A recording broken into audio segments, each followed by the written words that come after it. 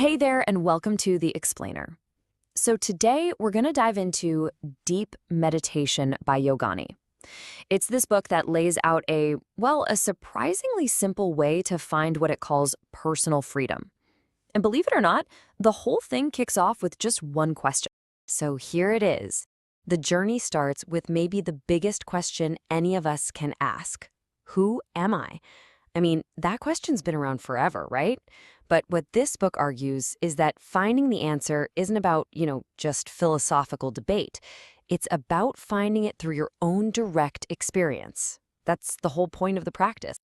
Okay, so first things first, we've got to understand what the main obstacle even is, and that's the mind itself. So, section 1, the question, the machine.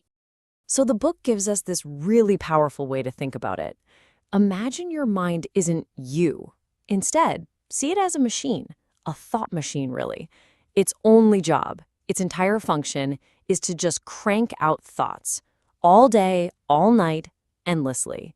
It's not personal, it's not you, it's just what the machine does. And this, right here, leads to a super important distinction.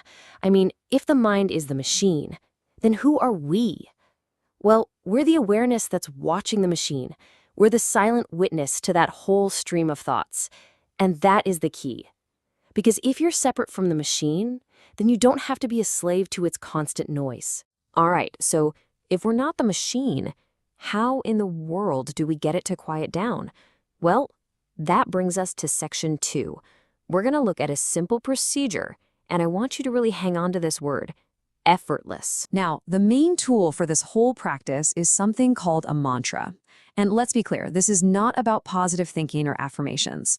The mantra is the sound, I am. But the trick, and this is crucial, is to use it only for its sound, for its vibration. The book even says you could think of it as I am, just to help you disconnect it from its meaning. It's just a sound, that's it, used to gently pull your awareness inward. And here's the actual procedure. It's almost ridiculously simple. You just sit somewhere comfortable, close your eyes, relax for a minute or so, then you just gently, easily start thinking the mantra inside your head. Now, the most important part is what comes next. When you realize you're lost in a stream of thoughts, and trust me, you will be, you don't fight it, you don't get frustrated, you just easily come back to the mantra. That's it. That is the entire practice. Look, getting this right all comes down to one thing and one thing only: ease. It's about gently favoring the mantra, not waging a war against your thoughts. Any kind of straining or forcing it or, trying to be some kind of mental hero, it's just going to backfire. The mind actually wants to rest. This whole procedure just gives it a simple, easy way to do that. And Yoga Sutani is really clear about this. This is not a belief system. You don't have to take a single bit of this on faith. It's all about your own direct experience. I love this quote from the book. Talk is cheap, results are what will make the difference, right? The only proof that's ever going to matter is what you start to see happening in your own life. All right, so let's say you start doing the practice. What's going to happen? What should you expect? That's what section 3 is all about. Managing your expectations as you start to explore what the book calls your inner scenery. And I love this analogy the book uses. It says that whatever happens during your meditation, it's all just scenery. Doesn't matter if your mind is going a mile a minute, or you feel some kind of amazing bliss, or honestly, if you're just plain bored. It's all just the scenery passing by on your journey. These experiences, they aren't the goal. They're just side effects of the process. You starting to see the pattern here? No matter what the experience is, whether it's boredom, amazing feelings, or you feel totally restless, the instruction is always the same. Just easily come back to the mantra. That one simple, consistent action is what makes the whole thing work. It has nothing to do with what kind of scenery you run into. So if the scenery in meditation doesn't matter, then how do you know if it's even working? How do you measure progress? Well, the answer isn't found during your 20 minutes of practice. It's found afterward, in your regular daily life. The real proof is the changes you start to feel out in the world. That's the only test that really counts. Okay, so what are these changes we're talking about? This really gets to the why of it all. Like, why bother doing this every day? Well, this next section is about the big payoff, the long-term benefit, something the book calls the gradual rise of a deep inner silence. As that inner silence starts to grow, you begin to see these real, tangible benefits kind of bubble up into your everyday life. You might notice you're less edgy, you don't have as much of a temper, people report feeling more centered, more creative, more flexible in how they deal with things. And what's really interesting is that as your own inner stability grows, a natural sense of caring and compassion for others just starts to grow right along with. And over time, this growing silence leads to a very distinct experience, something the book calls the witness. So, what is that?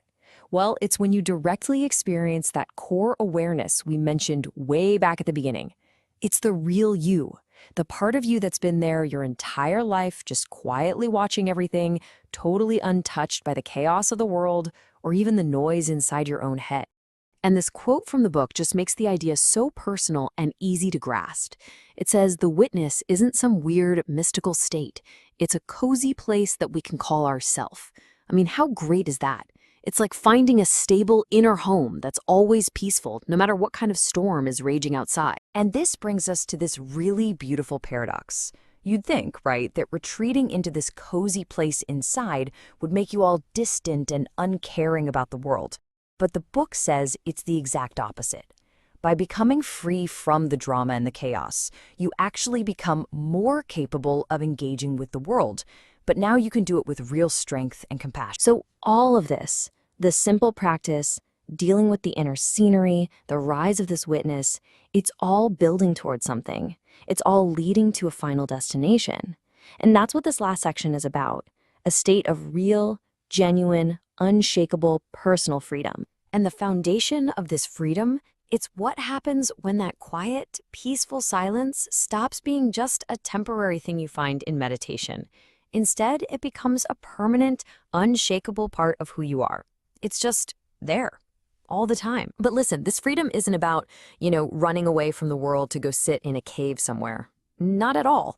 It's about what the book calls stillness in action.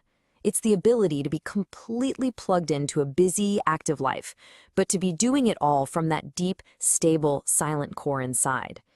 You can still feel pain, for sure, but you don't have to suffer from it. You can act, but without getting knocked off your center. So in the end, we're not just talking about feeling free once in a while. This is a fundamental shift in your entire baseline reality. Freedom isn't a mood anymore. It becomes your actual state of being. It's just how you are all the time, a constant lived experience. And that brings us to the end of our explainer, and to one final thought from the book. This path to freedom, it isn't something you have to earn. Nobody has to give it to you. The idea here is that this freedom is already inside you right now.